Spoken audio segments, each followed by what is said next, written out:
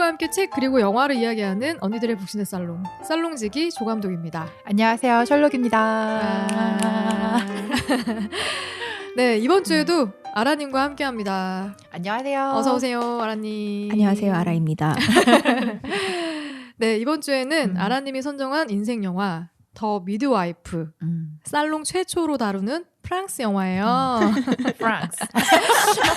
아, 네. 그래서 더 기대가 됩니다. 더 미드와이프. 어째서 이 영화를 인생 영화로 선정하게 됐는지 먼저 들어보겠습니다. 솔직히 말씀드리면 자꾸 조 감독님이 인생 영화를 선정하라고 하시는데 아무리 생각해도 없는 거예요. 아, 정말? 굳이 얘기하자면 토이스토리? 근데 토이스토리를 하기는 조금 그렇고 고민을 하다가 이게 제가 한 2, 3년 전에 이게 개봉을 했었어요. 그래서 압구정 CGV인가? 거기서 봤었던 영화인데 극장에서 봤군요. 네, 극장에서 봤는데 좀 가족에 대한 관계에 대한 얘기다 보니까 그 당시에 이제 제가 좀 관계나 가족에 대한 고민이 되게 많을 때라서 엄청 그게 와닿았던 것 같아요. 그래서 좀 뭔가 이 영화를 보면 우리 모두 약간 가족에 대해서 좀 관계에 대해서 얘기할 수 있지 않을까 그런 생각을 하면서 인생 영화로 말씀을 드렸습니다.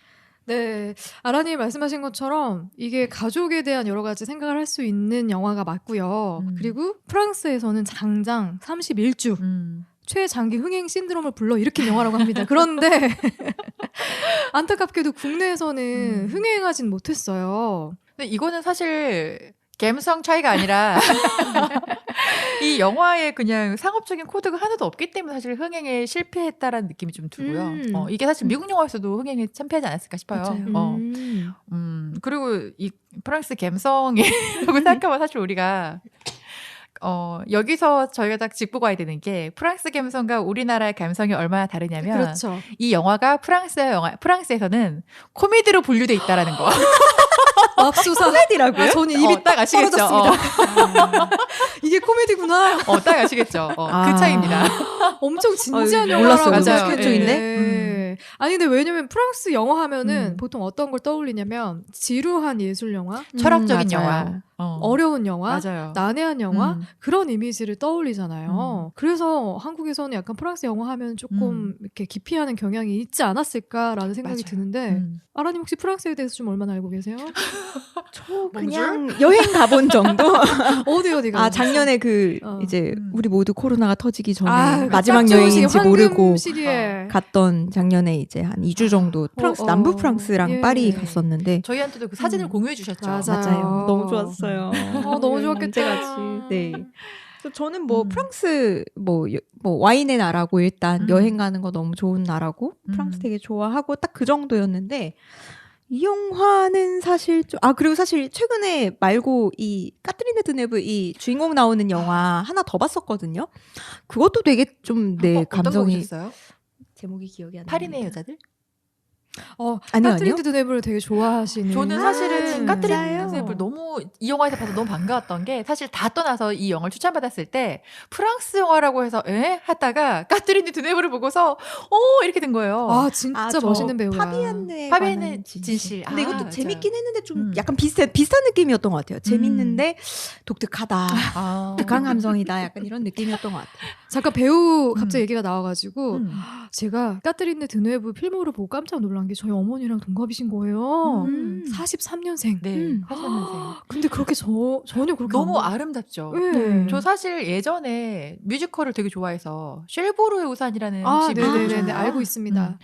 저는 거기서 너무 이뻐서 이제 내 최애라는 생각을 어릴 때부터 갖고 있었는데 고전을 진짜 좋아해요. 네, 고전을 좋아해서 근데 그 뒤에도 사실은 필모를 계속 싸우셨는데 항상 볼 기회가 없고 사실 프랑스 영화라는 어떤 거부감 때문에 안 보다가 이참에 또 이렇게 추천받아서 보게 되니까 너무 반갑더라고요. 근데 너무 놀란 게 연기도 연기지만 아직도 아름다우셔서 아니 저는 멋있다는 표현이 더 맞는 것 같아요. 이 배우는 진짜 멋있더라고요. 되게 당당하게 진짜 걸어가는 모습 자체만으로도 빛이 난다고 해야 되나? 아니 저는 딱 보고서 아직도 할머니인데 저렇게 섹시해? 어떻게 그런 섹시함이 있을 수 있지? 그 연세에 너무 멋있었어요. 근데 그래서 사실 저 프랑스에서 왜 장기 흥행을 했는지 잘 모르겠는데 코미디라니까 코미디. 그 까트리나 드네브가 나와서 그러니까 그 프랑스의 대배우인 두 여배우가 나와서 네. 굉장히 유명한 영화라고 하더라고요. 그런 관점에서 좀 사람들이 이 배우를 좋아하는 사람들이 워낙 많아서 좀 흥행하지 않았을까. 저는 이 영화 되게 재밌게 봤지만 사실 되게 많은 사람들이 그렇게 찾아볼 만한 상업적인 코드를 가지고 있진 않아서 좀 배우의 매력이 아닌가. 상업적인 그쵸? 영화는 아니죠. 사실. 아라님은 평소에 프랑스 영화 즐겨보세요? 아니요. 이거 거의 처음 본 것 같은데. 저는 기억나는 프랑스 영화가 몇 개 있습니다. 저도요. 초등학생 때 봤던 영화가 은행털이와 아빠와 나라는 영화가 있습니다. 아, 정말 저랑 정말 다른 코르를 사랑해주셔서 너무 감사하네요. 그 영화를 제가 진짜 몇 번을 봤는지 모르겠어요. 비디오를 진짜 몇 번 돌려서 봤는데 거기서도 되게 유명한 그 국민 배우였는데 제라드 그 사람은 뒷바르디유. 스위스로 망명한. 제라드 드파르디유라는 배우가 주인공을 맡았었고요. 그리고 나서 90년대 이제 중반으로 넘어가서 레옹. 마틸다. 마틸다는 잊을 수 없는 캐릭터지. 나탈리 포트만을 데뷔시켰던 작품. 그쵸. 그리고 나서 2000년대로 넘어가서 아멜리에. 저에게 프랑스 영화는 소피 마르소예요. 소피 저는 마르소. 사실은 어렸을 때 라붐을 보고서 너무 아름답지. 엄마한테 프랑스 가자고 어찌나 제가 쫄랐던지 아직도 그렇게 말할 수 있는 집이라니. 아직도 맞았다는 그 난 기억이. 어디 변상 가자고 해도 엄마가 어디 가냐면서 프랑스 얘기를 꺼낼 수 있는 분위기였다니. 그래서 맞았다니까요. 근데 정말 너무 저한테는 예쁘지. 그 라붐이 사실 그때 소피 마르소가 10대였는데 10대 그래요. 사춘기 소녀의 어떤 맞아요. 얘기를 그린 거잖아요. 네. 근데 저는 그때 미취학 아동이어서 정말 두 손을 모으고 그렇게 봤거든요. 나도 나중에 학교 그거 들어가면 청소년 관람 불가 영화였을 텐데. 맞아요. 그 어릴 때. 하지만 비디오는 아빠가 빌렸으니까요. 그 두 손을 모으고서 봤던 기억이 나는데 저한테 그래서 그 프랑스의 감성은 소피 마르소의 감성이에요. 나중에 또 이것도 80년대 영화일 건데 소피 마르소가 You Call It Love라는 영화도 나왔는데 그 두 작품의 공통점이 그 OST가 너무 훌륭해서 라붐에는 이제 리얼리티 다 아시는 네. You Call It Love도 너무 지금도 유명한 리메이크되는 곡이라서. 노래인데. 그래서 저는 사실 어떤 프랑스 영화 하면은 이 어린 시절의 설레임을 살짝 가지고 있다가 프랑스 영화가 살짝 90년대 들어가서 좀 하락기를 가지 꺾였죠. 않습니까? 예. 네. 이게 사실은 저도 났죠. 같이 났죠. 보니까 그래도 꾸준히 이제 좋은 작품들 좀 뭐랄까 사람들에게 회자되는 작품들이 나오기는 해요. 올해도 타오르는 여인의 초상이라고 해서 저는 올해 봤던 영화 중에 거의 세 손가락에 꼽을 정도로 좋았던 영화인데 그렇게 이제 중간중간 좋은 작품들이 분명히 나오긴 하는데 전반적으로는 조금 난해한 영화들이 많죠. 맞아요. 그러면은 영화에 대한 간단한 줄거리를 먼저 듣고 좀 이어가 볼까요? 네. 이 영화는 이제 주인공이 이제 조선사로 일하고 있는 클레어라는 클레어라는 이제 네. 주인공이 있는데 그 주인공한테 갑자기 35년 전에 이제 아빠랑 잠깐 같이 살았다가 갑자기 집을 나갔던 제 새엄마한테 이제 연락이 와요. 그러면서 이제 와가지고 우리 그때 너무 좋았지. 행복했잖아. 뻔뻔해. 막 이러면서 생각해보니까 니네 아빠가 나의 인생의 사랑이었던 것 같아. 근데 아빠는 뭐하니? 이러면서 이제 온 거예요. 얼척이 근데 없지. 사실 아빠는 이 여자가 떠나고 자살했거든. 그러니까 그 여자 때문에. 네, 그래서 이제 그 이후에 이 사람은 이제 어떤 뭔가 이렇게 미움 같은 걸 가지고 애증이 있었던 것 있었던 같아요. 것 맞아요. 같아요. 그런 마음을 가지고 이제 살았는데 갑자기 와서 이러니까 나한테 왜 이래? 이러니까 나 사실은 암에 걸렸어. 얼마 못 살 것 같아. 라고 하는 거죠. 그러면서 막 괜찮은 척 하다가 또 막 전화 와서 나 수술해야 되는데 어떡하니? 이러면서 되게 막 그런 얘기를 하는데 이 사람은 그때도 제멋대로 살았고 지금도 계속 제멋대로 사는 사람이에요. 아주 자유로운 영혼이죠. 네. 그래서 그 둘 간의 그 관계를 계속 보여주는 그런 좀 잔잔한 영화입니다. 네. 이 설정부터 얘기 좀 해봅시다. 35년 전에 갑자기 사라졌던 새엄마, 그리고 그 새엄마 때문에 아버지가 실연의 고통을 이기지 못하고 자살을 했어. 아유, 나라면은 거들떠도 안 볼 것 같아요. 근데 클레어는 좀 다른 선택을 하잖아요. 어떨 것 같으세요? 내가 만약에 이런 상황에 처했다. 나를 찾아온 새엄마. 쌍욕을 하고 네 그럴 것 같아요 저는. 그러니까 그렇지 않습니까? 저는 사실 처음에는 클레어처럼 저도 거부를 할 것 같은데 이게 거기서 보면 클레어가 친엄마하고도 사이가 좋지 맞아요. 않고 이게 사실은 처거지잖아요. 중요한 설정이었어. 그래서 이 클레오라는 인물이 너무 철옹성을 쌓아놓고 너무 음. 자기 혼자 너무 아둥바둥 되게 열심히 원리 원칙만 지키며 살아가는 그런 캐릭터인데 그러니까 너무 자기밖에 없다는 생각이 들어요. 어떤 관계에서든 뭐 연인이든 아들이든 가족 관계에서도. 그런데 사실 이 우리가 어느 문화나 어떤 나라에서든 엄마라는 게 주는 사실 역할과 그 자리가 너무 크잖아요. 맞습니다. 근데 그 사춘기 때 그래도 나하고 함께 가족이었고 나의 잠시 동안 엄마였다라는 걸 생각하면은 사실 지금 설정처럼 엄마가 뇌종양 걸려서 나타난다 그러면 처음에는 거부감이 들겠지만 그래 또 보내줘야겠다는 마음이 생길 수도 있을 것 같긴 해요. 근데 엄마라고 생각을 했을까요? 그 생각 한번 해보셨어요? 저 오늘 아침에 영화를 다시 보면서 그 생각을 했는데 이 엄마일까? 왜냐면 중간에 그 아들한테 그 아들이 왔을 때 누구세요 엄마 뭐 이분은 누구세요 했을 때 엄마의 옛날 친구야라고 얘기하잖아요. 아들한테. 그걸 보면서 약간 우리는 이제 이 조선의 감성은 한 번 이제 아빠랑 결혼을 했기 때문에 엄마다라고 생각을 하겠지만 그렇지, 조선의 감성이죠. 근데 이제 그 자유로운 그 프렌치 감성은 뭐 다르게 생각할 수 있지 않을까라는 생각을 잠깐 했어요. 그쵸? 아니 근데 이런 포인트가 또 중간에 어떤 장면이 나오냐면은 나중에 왜 이 클레어가 남자친구가 생기잖아요. 근데 그 남자친구랑 이 새엄마가 뭔가 미묘한 기류가 흐르는 걸 보고 질투를 하거든요. 그게 질투였구나. 아니에요? 나 질투인 줄 알았는데. 그러면서 막 이렇게 쫓아내잖아. 빨리 가라. 약간 그런 느낌 받았던 것 같아요. 이 자유로운 영혼이 또 혹시 자유롭게 내 남자 친구를 넘보는 거 아니야? 라고 생각했던 거 아닐까 하는 또 저의 또 기울일 수도 있겠네요. 그런 느낌 받았다는 거. 근데 그 설정도 있었던 것 같아요. 이 엄마로부터 제대로 된 관심이나 사랑을 못 받고 나중에 대사 중에 그런 것도 있었던 것 같아요. 엄마는 나한테 한 번도 미소 지어준 적이 없다고 얘기했던 것 같아요. 근데 베아트리체는 좀 달랐던 거지. 아버지의 죽음은 증오로 남아있지만 그때 같이 지냈을 때는 굉장히 행복했던 것 같아요. 그래서 복합적인 감정이 있었기 때문에 그 감정 때문에도 어느 정도는 좀 수용할 수밖에 없었던 과정이 있지 않았을까라고 이해를 해봅니다. 네. 그러면 우리 이제 클레어, 그러니까 중심 인물이 사실 많지 않아요. 클레어하고 베아트리체, 남자친구, 이제 클레어의 남자친구가 되는 폴. 그리고 아들 시몬. 한 5-6명 정도? 그리고 거의 뭐 베아트리체하고 클레어의 이야기로만 흘러가니까 일단 우리 중요한 두 화자에 대한 얘기부터 좀 하면 좋을 것 같아요. 일단 클레어는 어떤 인물입니까? 저는 보면서 좀 다시 보면서 더 그런 걸 느꼈는데 클레어는 정말로 되게 도덕책 같은 사람이라는 생각을 했어요. 네, 되게 조산사로서의 산파로서의 그 사명감을 가지고 일하고 그 채식하고 주말에는 주말 농장 가서 열심히 텃밭 가서 텃밭 가꾸고 그리고 조산사로 30년을 일했대요.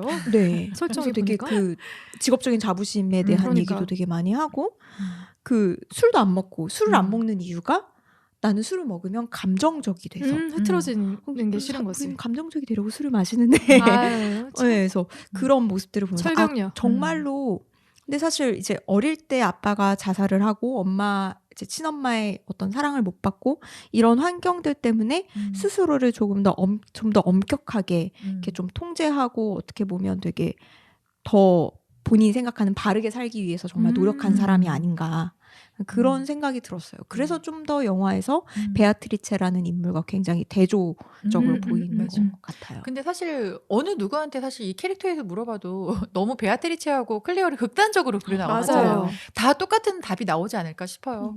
저는 사실 클레어 보면서 들었던 생각이 자기하고 정말 계속 싸우고 있다라는 그런 게 좀 들어서 되게 안타까워 보이지만 또 그게 너무 이제 이 사람의 성격이 돼버려서 외로울 틈도 없겠다. 찔러도 피 한 방울 안 나오겠다. 이런 느낌도 좀 들긴 들어요. 아니 근데 그게 너무 이해가 되는 게 보호자가 없는 생활을 해야 됐잖아요. 자기가 어렵게 살림을 하면서 이혼을 했는지 아예 처음부터 싱글맘으로 시작을 했는지는 모르겠지만 혼자서 아이를 키우면서 케어를 다 했어야 되니까 일단 흐트러질 수가 없는 상황이었던 거. 그거는 너무 이해가 되고 공감이 됐던 것 같고 그리고 조산사 일 자체도 그냥 직업으로만 생각하는 게 아니라 사명감을 가지고 와 진짜 대단하던데 뭐 보니까 다른 조산사들이 어려움에 직면했을 때 다 클레어를 찾아. 맞아요. 해결사야. 해결사야. 그러면 가면 모든 게 다 해결돼. 그리고 그 직업 자체를 너무 사랑하고 그리고 스카우트제이도 오잖아요. 네. 대형병원으로 이제 스카우트제이 받았을 때도 그렇게 공장처럼 생명을 찍어내듯이 출산시키는 데는 가고 싶지 않다고. 나의 경험을 이제 나의 경험으로 산모들에게 도움을 주고 싶다였는데 이제 병원에서 우리는 완벽한 시스템이 그렇지. 있다라고 이제 얘기를 하니까 나는 내가 도움을 주고 싶은 곳에 가고 싶은데 이런 얘기를 할 수 하죠. 있는 게 없는 거죠. 그런 시스템에서는.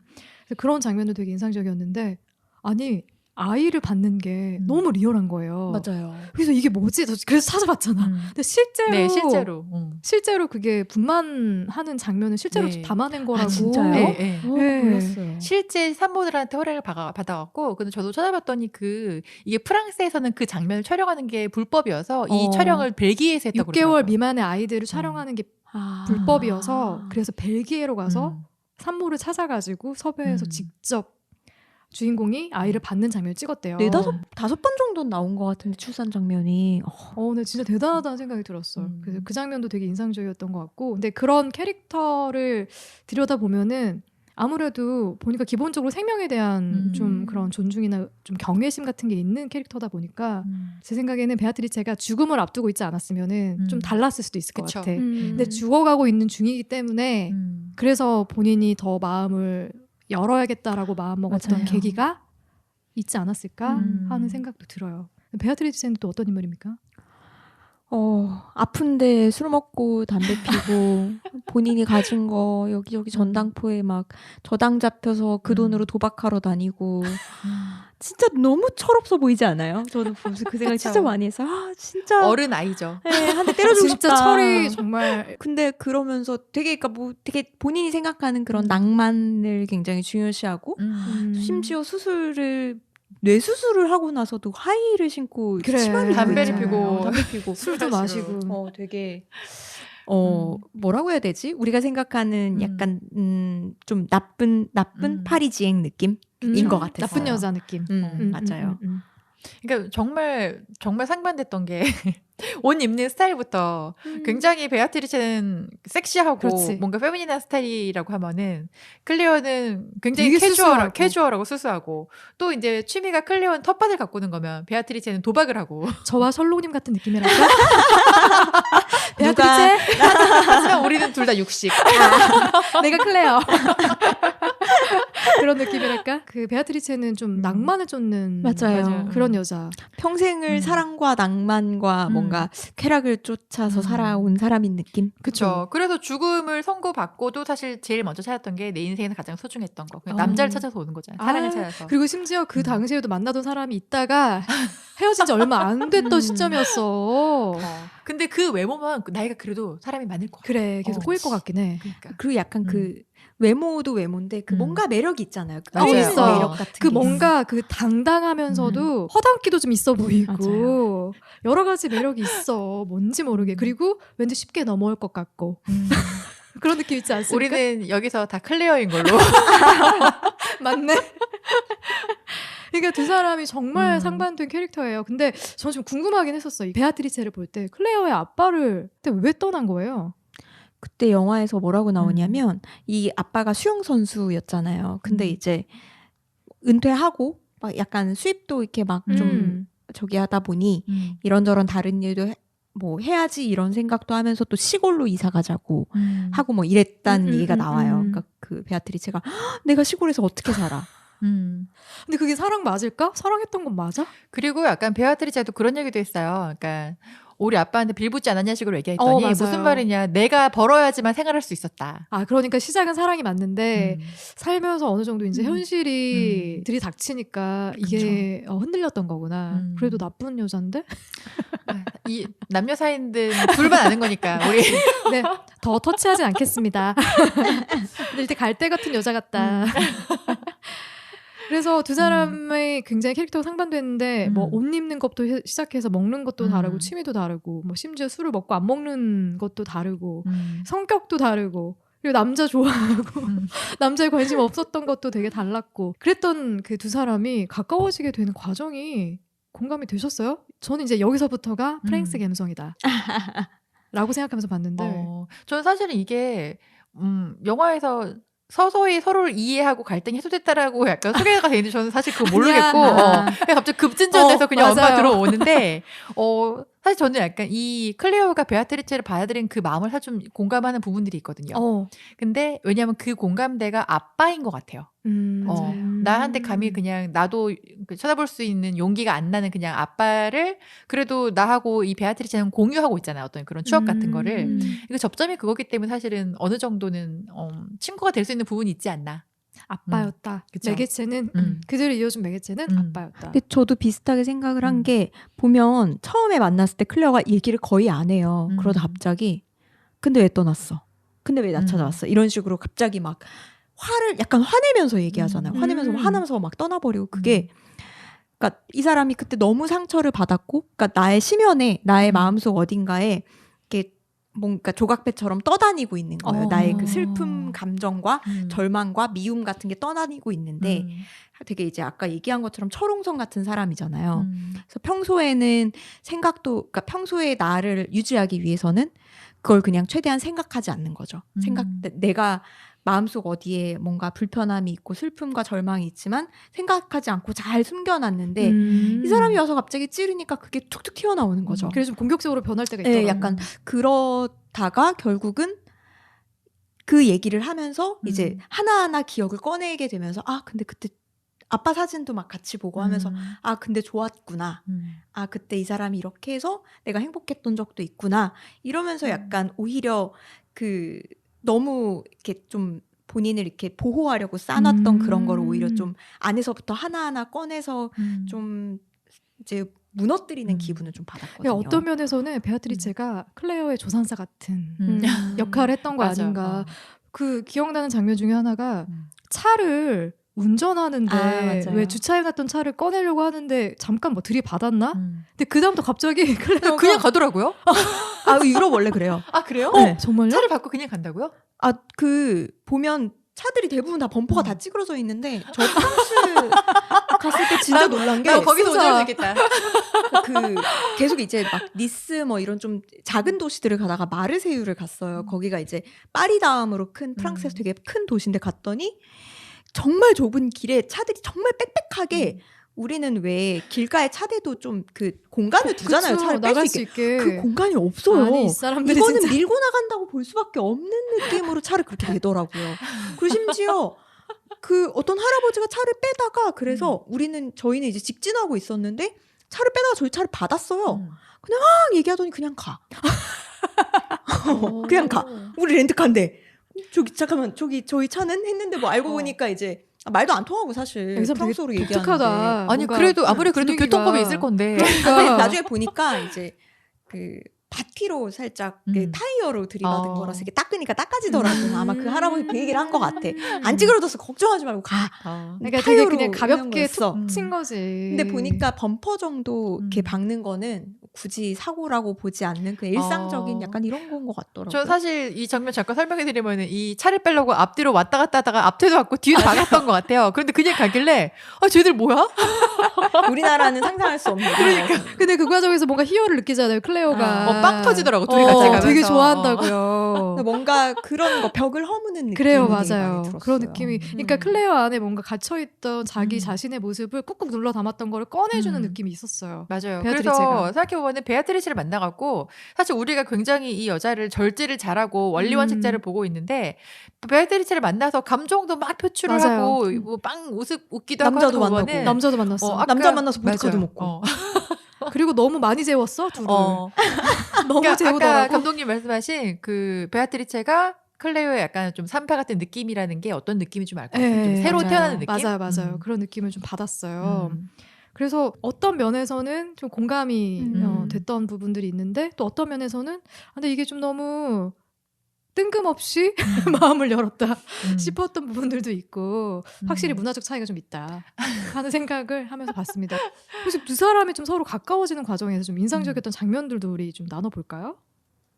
저는 인상적이었던 게 아버지의 사진을 슬라이드로 같이 보다가 이거는 베스트입니다. 네. 그래서 같이 이제 사실은 거기서 뭔가 갈등이 해소되는 느낌이 거기서 가장 많이 들었는데 저는 이제 제일 좋았던 게 그때 시몽이 들어오잖아요. 아들이 들어오죠. 저도 그 얘기 알고 있어요. 아들이 들어오는데 내가 죽음을 앞두고 가장 사랑하는 걸 찾아서 이제 여기까지 왔는데 그 사람은 이미 세상을 먼저 떠났지만 그래서 너무 이제 가슴 절절하게 그게 가슴 속에만 남아 있는데 그 슬라이드에 똑같이 생긴 남자애가 문을 열고 들어오잖아요. 시몽이. 근데 나 그거를 이입을 또 해봤어요. 나중에. 그러니까 내가 난 좀 있으면 죽어갖고 내가 너무 사랑했던 남자를 보러 왔는데 그 사람 없고 근데 그거 똑같이 생긴 손자가 있어서 그 키스를 하잖아요. 이제 반갑다고 이제 할 때. 근데 그렇게 하고 약간 잠깐 어색했던 그 3, 4초. 이게 볼키스가 아닙니다, 여러분. 입술 키스입니다. 근데 다 서로 입술로 하더라고요. 여성끼리도 인사로. 그래서 이상하진 않았는데 그 잠깐 있었던 먹먹함. 어떤 감정을 가졌을까, 베아트리체는 그때. 근데 너무 똑같이 생겼더라고요. 맞아요. 그 슬라이드 그러니까, 안에 있는 아버지하고 아들하고 같은 배우겠죠? 나 같은 배우를 쓴 것 같아. 그쵸. 분장만 좀 다르게 해서. 그리고 그 장면에서 시몬이 딱 들어와서 서잖아요. 네. 그 슬라이드에 나오는 그 할아버지의 외할아버지의 얼굴이 겹쳐요. 그래요, 맞아요. 얼굴에 딱 비춰지잖아요. 저 이 장면이 되게 좋았어요. 너무 좋아서 제가 나중에 영상 만들 때 이걸 오마주 해야겠다. 제가 그 생각하고 좀 써놨어요. 이거 몇 분 몇 초에 진짜 오마주 할 생각까지 하고 있을 정도로 저도 너무 인상적이었고 그래서 좀 인상적이었던 장면들이 몇 개 있는데 전 베아트리체가 이제 돈이 없잖아요. 돈을 벌어야 되니까 도박을 하잖아. 엄청 따는데 그 돈을 비닐봉지에 넣었던데 투명 비닐봉지에. 그래서 그걸 가지고 이제 처음으로 클레어를 만나가지고 밥을 사주는 장면. 그냥 베아트리체라는 캐릭터가 하루 벌어먹고 하루살이 같은 느낌인데 그 안에서도 클레어에게 뭐라도 해주고 싶은 그런 마음이 맞아요. 전해지는 거예요. 저한테는. 그게 뭐 가벼운 도박이라고 할지라도. 그래서 저는 그 장면들이 계속 기억에 남았던 것 같아요. 그리고 너무 능숙하게 하던데 아니 정말 능숙하지 않습니까? 그거는 제가 볼 때 그 영화를 찍기 위해서 했던 게 아니라 평소에 치는 하는 거죠. 평소에 치는 분. 되게 익숙하죠. 부드럽게 치시더라고요. 되게. 한 번, 두 번 해본 게 아니다. 프로. 맞아요. 저는 보면서 그 마지막쯤에 베아트리체가 떠나려고 하잖아요. 그때 막 붙잡고 클레어가 가지 말라고 나랑 같이 내 텃밭에 가자고 막 이러면서 그러고 이제 폴의 그 이제 차를 운전하는 이거 너무 좋았다. 그래. 거기서 그 장면을 볼 때는 그런가 보다 한데 거기서 베아트리체가 그 얘기를 하잖아요.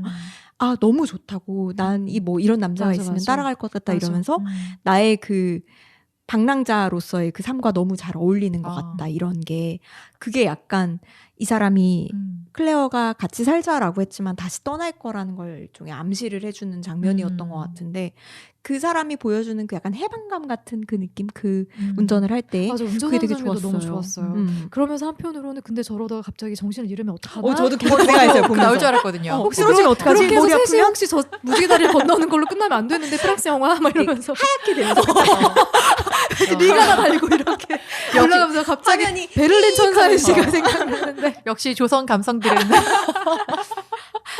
조선의 감성이었으면 베아트리체가 생모였어야 돼. 알고 보니까 내 친엄마였어. 그렇죠. 알고 보니 생모였다. 그리고 오진이었어. 그렇죠. 솔직히 우리 조선 감성이었으면은 그렇게 나 찾아서 왔을 때 재산부터 확인하죠. 조선 감성이었으면 뇌종양이 아니라 뭐 신장 이런 거 그래 이식해주면 살 수 있는 돼. 이식해주면 살 수 있는 거였을 거야. 진정한 화해. 그렇지. 이식을 진정한 화해지. 그렇죠. 알고 보니까 그 폴이 숨겨둔 아들. 그래 폴이 숨겨둔 아들. 그 소름 그래 돋네요. 우리 사랑할 수 없고. 그렇습니다. 네. 근데 반대로 이건 너무 프랑스 감성이다 싶었던 장면 없었어요? 저는 사실 장면이라기보다 이 영화 전반 자체가 과도한 이런 감성을 쥐어짜는 그런 게 없는 게 사실 굉장히 프랑스적이지 않았나. 심지어 BGM 자체도 너무 담백하고 쥐어짜지 않고 그냥 바이올린 선율이 나오더라고요. 네, 그래서 영화 전체가 그냥 저는 지극히 그냥 프랑스스럽다. 그 자전거 타고 달릴 때 나오는 그런 음악도 배경음악도 맞아요. 너무 좋던데. 네. 그리고 풍경이 이게 풍경 너무 좋지 않아요? 이게 동네 그냥 뭐 조그마한 동네 풍경인 것 같은데 왜 이렇게 좋지? 파리도 나오고 이제 파리 근교인 것 같은 그런 이제 다른 동네도 나오고 막 그러는 것 같아요. 사실 그거 우리나라 양평가도 있는 건데 확실히 금발들이 서 있으니까 분위기 다르긴 하죠. 양평이라고 하니까 확 와닿는다. 그 약간 그래서 처음엔 굳이라고 생각했는데 되게 다시 보니까 좋았던 장면이 앙투안이 시몬이 수영하는 시몬이 수영해서 그 강을 쫙 호수에서. 건너는 호수 쫙 건너는 그 장면이 너무 예쁘고 너무 좋았어요. 맞아. 저는 근데 이해 안 되는 것도 있었어요. 폴이랑 갑자기 왜 사랑에 빠진 거죠? 이거 좀 물어보자. 저는 사실 그렇게 생각했던 게 폴이 뭔가 이 클레어하고 베아트리초의 중간 지점 같은 약간 맞아요. 느낌이 들었어요. 그렇죠? 그래서 뭔가 글로 건너가는 징검다리 같은 느낌? 그래요? 그래서 사실은 베아트리체를 하고 갈등이 해소되고 좀 받아들일 수 있었던 거는 폴이 그 징검다리 역할을 할 수 있었기 때문이 아닌가 그러니까 어느 싶어요. 순간에 빠진 거예요? 도대체 클레어가? 그 처음에 약간 처음엔 사실 되게 약간 이상한 사람 나 같은 좀 약간 엄청 너무 찝쩍거리는 느낌이었어. 근데 그 둘이 같이 막 산 올라가가지고 이렇게 눈 가리고 이렇게 막 장면 보여주고 그 장면에서 갑자기 클레어가 원래 술 안 먹는데 보드카를 먹잖아요. 네. 그래서 그 장면을 보면서 약간 이 사람이 너무 그 스트레스 받는 상황에서 갑자기 약간 좀 풀어줘도 괜찮아라고 얘기해주는 느낌? 그 남자가? 그래서 좀 뭔가 마음이 확 빠지지 갔다? 않았나. 근데 거기서 너무 웃겼던 게 거기서 폴이 키스를 하려고 하니까 싫어해. 여자가 입술이 살짝 갔는데 내려가야겠다고. 철벽. 그때까지는 아직 100% 클리어였던 거야. 그러니까 이미 내 마음은 어느 정도 움직이고 있었는데 스스로 닫고 있었다? 그쵸. 근데 그게 이제 자연스럽게 베아트리체를 이해하고 받아들이는 과정과 폴을 받아들이는 약간 그런 시기가 좀 맞지 않았나 맞아요. 싶어요. 그런 시기가 맞아 떨어졌다. 제가 그 감정선을 잘 이해를 못했네요. 그리고 되게 폴이 되게 센스 있는 남자예요. 저 다시 보니까 느꼈는데 맞아요. 그렇긴 하더라. 처음에 볼 때는 맞아요. 뭐야 진상 이런 느낌이었는데 약간 막 그 아들 와가지고 그 갑자기 뭐 아기가 생겼어 그러면서 막 되게 분위기 안 좋아졌는데 갑자기 저기 새가 날아간다 이러면서 갑자기 사람들이 다 이렇게 막 분위기 안 좋다가 새를 봐요. 그러면서 날아가네. 약간 그런 장면 보면서 맞아요. 와 이거 생각보다 굉장히 센스 있는 남자인데. 그래, 한 장면도 기억나네요. 그 집에서 제가 아까 말씀드렸던 그 장면이에요. 그 새엄마랑 이제 폴이랑 둘이 뭔가 모르게 둘이 너무 즐거워 보여. 자기를 빼고. 그러면서 질투심을 느낀 것 같아서 그날 뿔이 났어. 그래서 클레어가 가라고 하잖아요. 맞아요. 그날 가라고 하거든요. 근데 안 물어보더라고. 맞아요. 그냥 가더라고요. 그냥 가. 묻지 않았어. 그리고 그 다음에 다시 만났을 때 길 가다가 보니까 한참 동안 안 본 것 같아요. 그러다가 이제 운전하고 폴이 가다가 딱 우연히 마주치잖아요. 약간 어색한 분위기에서 갑자기 폴이 텃밭 가자 그래요. 맞아. 아무 얘기도 안 하고. 괜찮은 남자였구나. 좋은 남자예요. 죄송합니다, 폴. 제가 센스 있는 오해했네요. 되게 센스 있다고 느꼈어요. 네, 당신은 맞아, 오해했습니다. 센스 있어. 그리고 시몽도 저는 이것도 좀 프랑스 감성이다라고 느꼈던 게 여자친구랑 21살인가 그랬던 것 같은데 여자친구랑 이제 속도 위반해가지고 혼전 임신을 했어. 근데 그냥 통보하던데요? 엄마한테? 엄마, 내 여자친구랑 나 아이 가졌는데 낳을 거야. 이렇게 얘기하더라고. 근데 만약에 이게 조선의 감성이었어. 막 등짝 스매싱. 근데 사실은 이제 우리나라는 경제적으로 사실 속기기 때문에 그 나이면 아직까지 엄마가 등짝을 때릴만 하죠. 왜냐면 다 엄마의 책임이니까. 그쵸. 근데 약간 프랑스에서는 감성적 기본적으로 그치. 그때쯤 되면 경제적으로 독립이 독립되어 해서 있으니까. 그것도 그렇고 프랑스는 결혼을 안 하잖아요. 맞아요. 잘 보통 이제 동거하고 애를 낳고 헤어지기도 하고 그런 문화가 더 보편적인 곳이다 보니까 그런 것 같아요.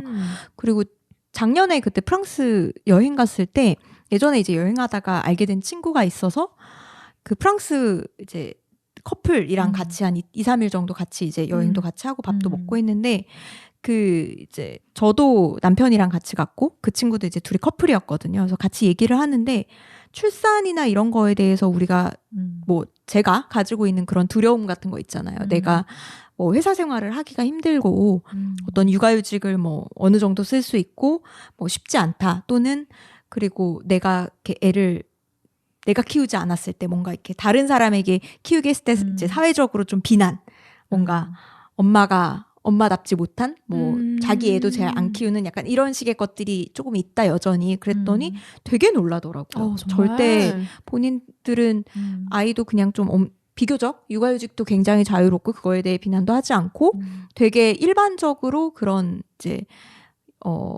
육아를 보조해 주시는 분들 그런 그런 제도가 되게 잘 그런 되나 분들을 보다. 많이 쓰고 그거에 대해서 아무도 비난하지 않고 너무 자연스럽다. 내가 어떻게 집에서 애만 보고 있냐. 애는 당연히 그런 이제 분을 고용해서 그분이 키워주시는 거고 나는 사회생활 해야지 이렇게 얘기를 하더라고요. 너무 사실 부러운 부분이에요. 부럽다. 되게 다르다고 느꼈어요. 우리나라도 이 정도의 복지 체계를 가지면 사실은 이런 출산율이 저조한 게 좀 나아지지 않을까요? 근데 인식이 바뀌어야 되는 것 같아요. 맞아요. 그렇긴 하죠. 그래서 좀 약간 문화 차이가 있는 것 같아요. 우리나라는 그랬으면 일단 결혼부터 해야 되고 결혼을 하고 나서 굉장히 좀 부모와 어쨌든 부모의 도움도 많이 받고 과정에서 그런 문화인데 프랑스는 상대적으로 좀 그렇지 않은 분위기라서 그런 거 아닌가.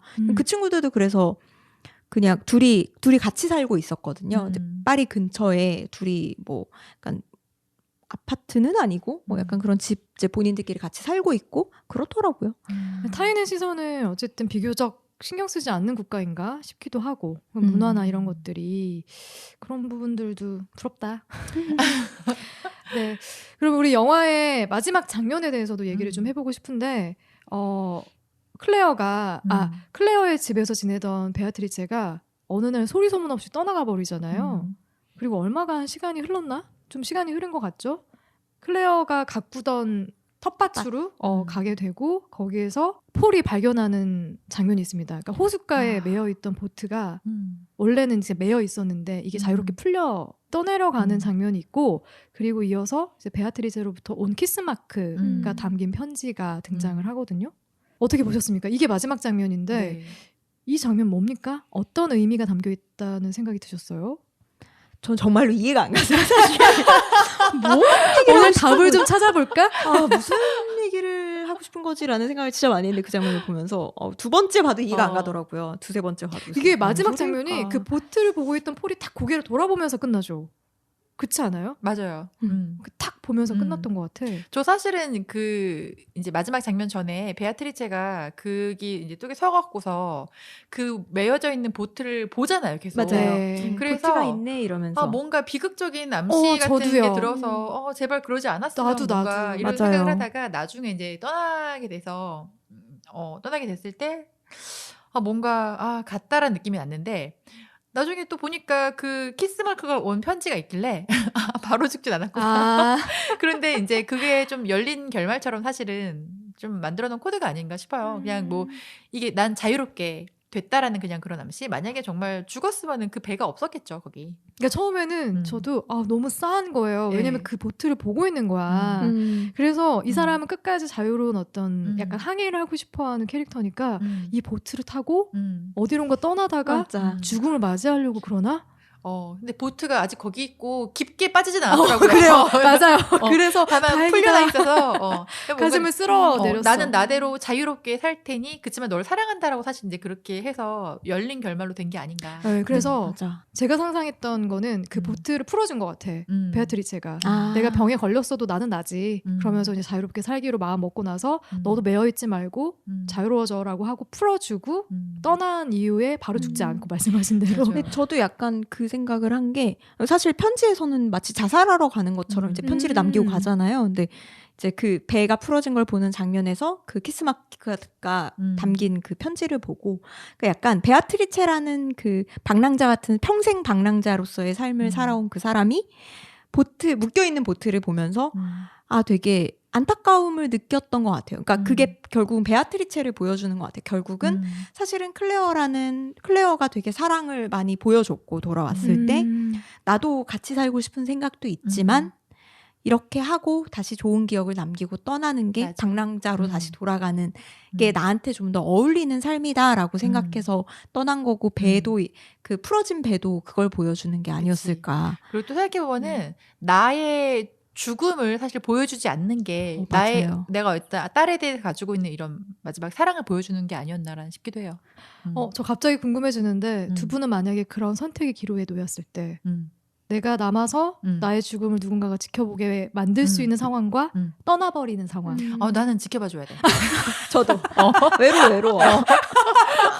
왜 갑자기 몸도 안 좋은데 어딜 가? 우리는 누군가가 지켜보는 죽음을 맞는 것으로 그리고 그 생각도 되게 많이 든 게 베아트리체 이제 클레어의 아빠가 수영 선수였잖아요. 네. 그래서 그 물이라는 게 이제 계속 아빠를 상징하는 것 같다는 느낌이 들어요. 그렇기 때문에 시몬도 이제 거기서 그 수영하는 장면이 시몬이 계속 수영이라는 얘기도 많이 하고 맞아요, 수영하는 맞아요. 장면 나오고 하는 게 약간 그래서 그 이제 물 위에 자유롭게 떠 있는 그 배가 뭔가 베아트리체의 자유로운 삶을 표현하는 것은 아닌가라는 저의 맞는 어떤 것 같습니다. 뇌내 망상.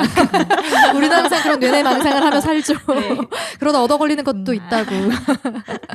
어떠세요? 이 조산사, 산파를 뜻하는 미드와이프라는 제목과 영화의 매치. 너무 잘 맞는 것 같아요. 사실 이렇게 우리 얘기를 하고 나서 보니까 더 이렇게 찰떡 같은 제목이 다 있나. 맞아요.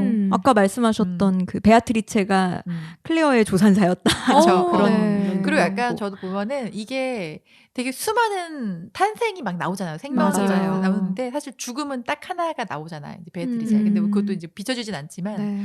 그래서 그냥 이게 뭔가 클레어가 다시 태어나는 약간 그런 느낌으로만 사실 마무리를 짓는 게 아닌가. 근데 저는 음. 베아트리체도 클레어가 음. 조산사 역할을 했다고 생각했어요. 그러니까 맞아요. 계속 자유롭게 살던 사람인데 이게 자기가 자기 눈앞에 죽음을 맞았다고 해서 예를 들면 막 항암 치료 받으면서 인생을 살아. 근데 결국 살지 죽을지도 몰라. 근데 그런 게 아니라 자기가 진짜 원했던 거는 결국 떠나는 거였어. 라는 사실을 알게 만들어줬던 조산사 역할을 클레어가 해줬던 건 아닐까? 와, 근데 그거 지극히 베아트리체의 같은 선택인 것 같아요, 그거는. 맞아요. 만약에 이게 새로 태어났으면 베아트리체는 그냥 있었어야 될 수도 있어. 맞아요. 그쵸. 그래서 어쨌든 이제 서로의 미드와이프가 되어주는 그런 결말로 저는 좀 정리해준 게 아닐까라는 생각이 들어서 제목과 영화의 스토리는 정말 딱 맞아요. 네. 맞는 궁합이었다라는 생각이 듭니다.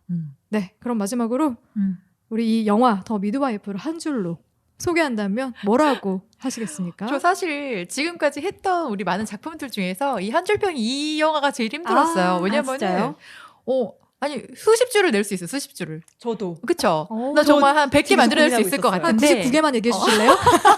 시간 관계상. 그래서 한 줄을 찾기가 너무 힘들어서 고민하다가 그냥 왠지 그냥 한 번쯤 인생을 뒤돌아봐야만 할 것 같은 그런 영화라고 좀 한 줄 평을 하고 싶어요. 뒤돌아봐야 할 것만 같은 영화? 할 것만 같은 영화?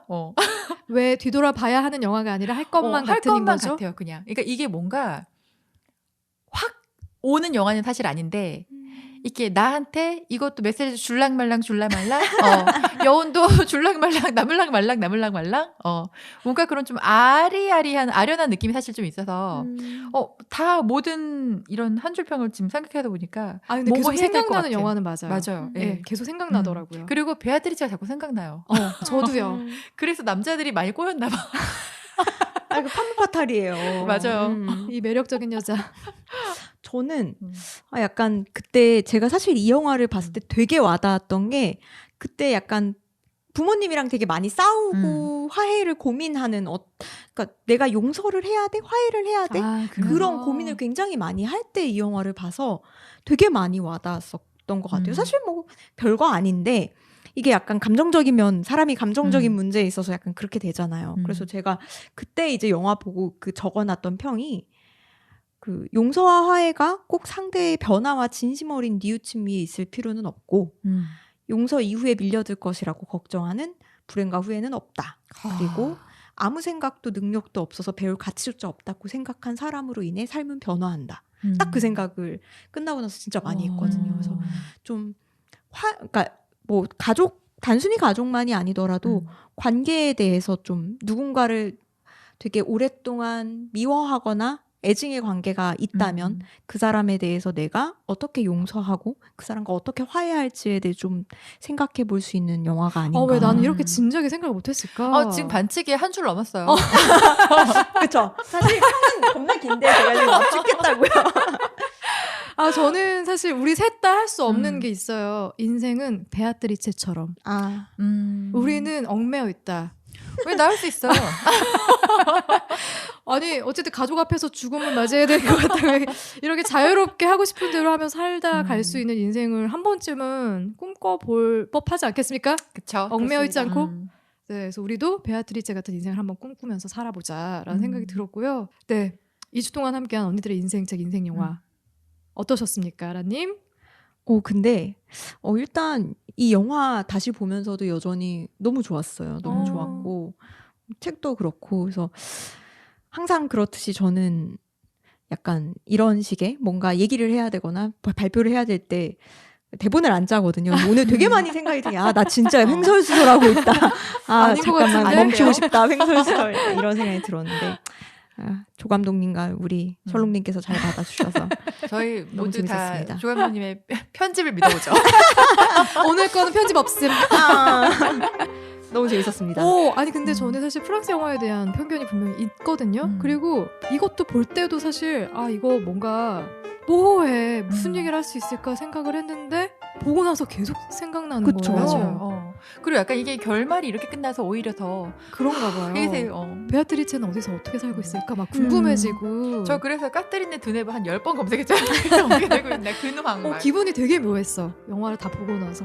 그래서 저에게도 굉장히 뜻깊은 시간이었다. 네. 솔롱님, 아라님과는 여기서 인사를 드려야 될 것 같고요. 다음 주에는 김원비 작가의 우아하고 호쾌한 여자축으로 다시 찾아오겠습니다. 우리 건강하게 다시 만나요. 안녕. 안녕.